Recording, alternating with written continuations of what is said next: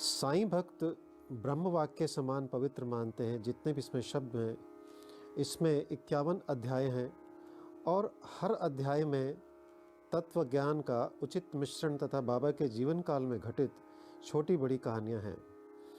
इस ग्रंथ यानी श्री साईं सच्चित्र के नाम से पूरे विश्व में जाना एवं पूजा जाता है तथा विभिन्न भाषाओं में साईं बाबा संस्थान द्वारा प्रकाशित किया जाता है।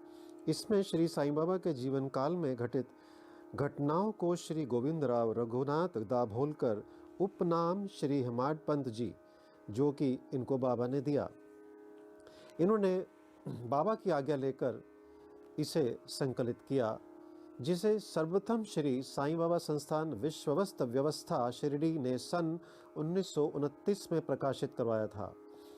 श्री साईं बाबा से आत्मिक संबंध स्थापित करने, बाबा द्वारा दिए गए संदेशों एवं उपदेशों को जानने, समझने व मनन करने के लिए यह ग्रंथ एक ज्ञान ज्योति प्रदान करता है। आपको प्रणाम करते हुए, आपसे आत्मिक निवेदन करते हुए, हे साईं बाबा, हे सद्गुरु, श्री साईं सच्चरित्र ग्रंथ का अध्ययन कम से कम एक अध्याय प्रतिदिन करें तो सभी भक्तों को हर पल रोम रोम में बाबा की प्रतीति हो और उनका अनुभव होगा तथा उनकी कृपामृत दृष्टि आप पर निरंतर बरसती रहेगी। जो भी भक्त इसे एक सप्ताह में पूरा करेगा, उसे बाबा के अनुसार मनोवांछित फल की प्राप्ति होगी, लेकिन चिंतन और मनन के साथ करें, आपका कल्याण होगा। आइए श्री साईं सच्चरित्र का अध्याय 1 मैं प्रारंभ कर रहा हूं, जो कि इस तरह है। वंदना गेहूं पीसने वाला एक अद्भुत संत गेहूं पीसने की कथा तथा उसका तात्पर्य।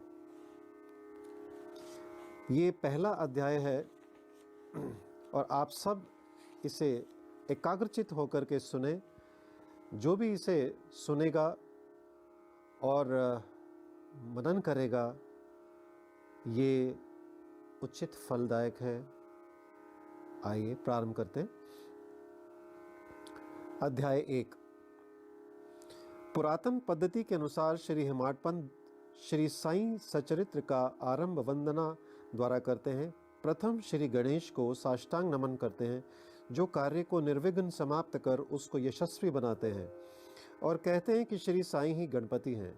फिर भगवती सरस्वती को, जिन्होंने काव्य रचने की प्रेरणा दी, और कहते हैं कि श्री साईं भगवती से भिन्न नहीं हैं, जो कि स्वयं ही अपना जीवन संगीत बयान कर रही हैं। फिर ब्रह्मा, विष्णु और महेश को, जो क्रमशः उत्पत्ति, स्थिति और संहार करता है, और कहते हैं श्री साईं और वे अभिन्न हैं, वे स्वयं ही गुरु बनकर भवसागर से पार उतार देंगे। फिर अपने कुल देवता श्री नारायण आदिनाथ की वंदना करते हैं, जो कि कोंकण में प्रकट हुए। कोंकण वह भूमि है जिसे श्री परशुराम जी ने समुद्र से निकालकर स्थापित किया था। तत्पश्चात वे अपने कुल के आदि पुरुषों को नमन करते हैं। फिर भारद्वाज मुनि को, जिनके गोत्र में उनका जन्म हुआ। पश्चात उन ऋषियों को, जैसे याज्ञवल्क्य, भृगु, पराशर, नारद, वेदव्यास, सनक, सनंदन, सनत कुमार, शुक, शौनक, विश्वामित्र, वशिष्ठ, नवामदेव, जैमिनी, वैंशपायन, नवयोगिंद्र इत्यादि तथा आधुनिक संत जैसे निवृत्ति ज्ञानदेव, सोपान, मुक्ताबाई, जन्नार्दन, एकनाथ, नामदेव, तुकाराम, कान्हा, नरहरि आदि को नमन करते हैं। फिर अपने पितामह सदाशिव, पिता रघुनाथ और माता को, जो उनके बचपन में ही गति हो गई थी। फिर अपनी चाची को, जिन्होंने उनका भरण पोषण किया, और अपने प्रिय ज्येष्ठ भ्राता को नमन करते हैं। फिर पाठकों को नमन करते हैं, जिनसे उनकी प्रार्थना है कि वे एकाग्रचित होकर कथामृत का पान करें। अंत में श्री साईं सच्चिदानंद सद्गुरु श्री साईनाथ महाराज को, जो कि दत्तात्रेय के अवतार, उनके आश्रयदाता हैं, और जो ब्रह्म, सत्यम, जगन मिथ्या का बोध कराकर समस्त प्राणियों में एक ही ब्रह्म की व्याप्ति की अनुभूति कराते हैं। सर्व श्री पराशर, व्यास और शांडिल्य आदि के समान भक्ति के प्रकारों का संक्षेप में वर्णन कर अब ग्रंथकार महोदय निम्नलिखित तथा कथा आरंभ करते हैं। गेहूं पीसने की कथा। सन 1910 में मैं एक दिन प्रातःकाल श्री साईं बाबा के दर्शनार्थ मस्जिद में गया। वहाँ का विचित्र दृश्य देखकर मेरे आश्चर्य का ठिकाना ना रहा कि साईं बाबा हाथ धोने के पश्चात चक्की पीसने की तैयारी करने लगे। उन्हें फर्श पर एक टाट का टुकड़ा बिछा, उस पर हाथ से पीसने वाली चक्की रखी। उन्होंने कुछ गेहूं डालकर पीसना प्रारंभ कर दिया। मैं सोचने लगा कि बाबा के चक्की पीसने से क्या लाभ है।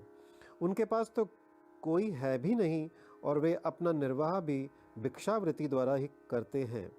इस घटना के समय वहां उपस्थित अन्य व्यक्तियों की भी ऐसी धारणा थी, परंतु उनसे पूछने का साहस किसे था। बाबा के चक्की पीसने का समाचार शीघ्र ही सारे गांव में फैल गया और उनकी यह विचित्र लीला देखने हेतु तत्काल ही नर नारियों की भीड़ मस्जिद की ओर दौड़ पड़ी।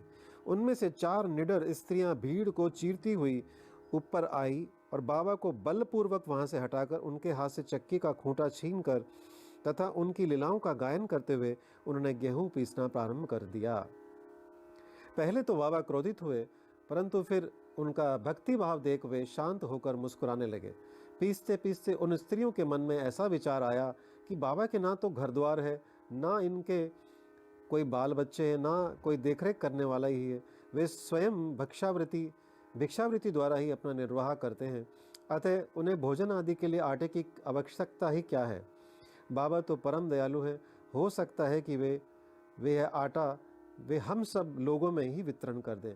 इन्हीं विचारों में मग्न रहकर गीत गाते गाते उन्होंने सारा आटा पीस डाला। तब उन्होंने चक्की को हटाकर आटे को 4 समान भागों में विभक्त कर लिया और अपना अपना भाग लेकर वहां से जाने को उद्यत हुई। अभी तक शांत मुद्रा में निमग्न बाबा तत्क्षण ही क्रोधित हो उठे और उन्हें अपशब्द कहने लगे। स्त्रियों, क्या तुम पागल हो गई हो? तुम किसके बाप का माल हड़प कर ले जा रही हो? क्या कोई कर्जदार का माल है जो इतनी आसानी से उठा कर लिए जा रही हो? अच्छा, अब एक काम करो कि इस आटे को ले जाकर गांव की मेंढ यानी सीमा पर बिखेराओ। मैंने शिरडीवासियों से प्रश्न किया कि जो कुछ बाबा ने अभी किया है उसका यथार्थ में क्या तात्पर्य है। उन्होंने मुझे बतलाया कि गांव में विषूचिका यानी हैजा का जोरों से प्रकोप है और उसके निवारणार्थ ही बाबा का यह उपचार है। अभी जो कुछ आपने पीसते देखा था वे गेहूं नहीं वरन विषूचिका हैजा थी जो पीस कर नष्ट कर दी गई है।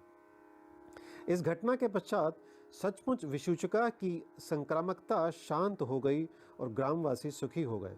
यह जानकर मेरे प्रसन्नता का पारावार न रहा। मेरा कौतूहल जागृत हो गया। मैं स्वयं से प्रश्न करने लगा कि आटे और विषूचिका यानी हैजा रोग का भौतिक तथा पारस्परिक क्या संबंध है, इसका सूत्र कैसे ज्ञात हो। घटना गम्य सी प्रतीत नहीं होती। अपने हृदय की संतुष्टि के हेतु इस मधुर लीला का मुझे 4 शब्दों में महत्व अवश्य प्रकट करना चाहिए। लीला पर चिंतन करते हुए मेरा हृदय प्रफुल्लित हो उठा है और इस प्रकार बाबा का जीवन चरित्र लिखने के लिए मुझे प्रेरणा मिली। यह तो सब लोगों को विदित ही है कि ये कार्य बाबा की कृपा और शुभ आशीर्वाद से सफलतापूर्वक संपन्न हो गया। आटा पीसने का तात्पर्य। शिरडी वासियों ने इस आटा पीसने की घटना का जो अर्थ लगाया वह तो प्राय ठीक ही है, परंतु इसके अतिरिक्त मेरे विचार से कोई अन्य अर्थ भी है। बाबा शिरडी में 60 वर्षों तक रहे और इस दीर्घ काल में उन्होंने आटा पीसने का कार्य प्रायः प्रतिदिन ही किया। पीसने का अभिप्राय गेहूं से नहीं वरन अपने भक्तों के पापों, दुर्भाग्यों, मानसिक तथा शारीरिक तापों से था। उनकी चक्की के 2 पार्टों में ऊपर का पार्ट भक्ति तथा नीचे का कर्म था। चक्की की मुठिया जिसे पकड़कर वे पीसते थे वह था ज्ञान। बाबा का दृढ़ विश्वास था कि जब तक मनुष्य के हृदय से प्रवृत्तियां, आसक्ति, घृणा तथा अहंकार नष्ट नहीं हो जाते, जिनका नष्ट होना अत्यंत दुष्कर है, तब तक ज्ञान तथा आत्मानुभूति संभव नहीं है। यह घटना कबीरदास जी की इसके तदनुरूप घटना की स्मृति दिलाती है। कबीरदास जी एक स्त्री को अनाथ पीसते देखकर अपने गुरु निपट निरंजन से कहने लगे कि मैं इसलिए रुदन कर रहा हूँ कि जिस प्रकार अनाज चक्की में पीसा जाता है उसी प्रकार मैं भी भवसागर रूपी चक्की में पीसे जाने की यातना का अनुभव कर रहा हूँ उनके गुरु ने उत्तर दिया कि घबराओ नहीं, चक्की के केंद्र में जो ज्ञान रूपी दंड है उसी को दृढ़ता से पकड़ लो। जिस प्रकार तुम मुझे करते देख रहे हो उससे दूर मत जाओ, बस केंद्र की ओर अग्रसर होते जाओ और तब यह निश्चित है कि तुम इस भवसागर रूपी चक्की से अवश्य ही बच जाओगे। कबीर साहब ने कहा था, चलती चाकी देख कर दिया कबीरा रोए, दो पांटों के बीच में साबुत बचा न कोई। जैसा कि अभी मैंने इस ग्रंथ में बताया जो बाबा ने स्वयं लिखा है, उन्होंने कहा है कि चक्की के दो पार्ट हैं। पहला यानी ऊपर भक्ति तथा नीचे का कर्म। चक्की की मुठिया दंड जिसे पकड़कर घुमाया जाता है वो था ज्ञान। तो जो भी भक्ति में सरोबार रहेगा, अपने कर्म करता रहेगा अच्छे से, और सबसे इम्पोर्टेंट यानी सबसे महत्व वाली जो बात है वो ये है कि जो बीच का पार्ट यानी दंड है वो ज्ञान, वो अति आवश्यक है, उसको पकड़ के रखना है। ज्ञान की धारा में बहते जाइए। आज का अध्याय इतना ही है। जय साई राम। श्री सद्गुरु साईनाथ प्रणमस्तु। शुभम भवतु। ओम साई राम।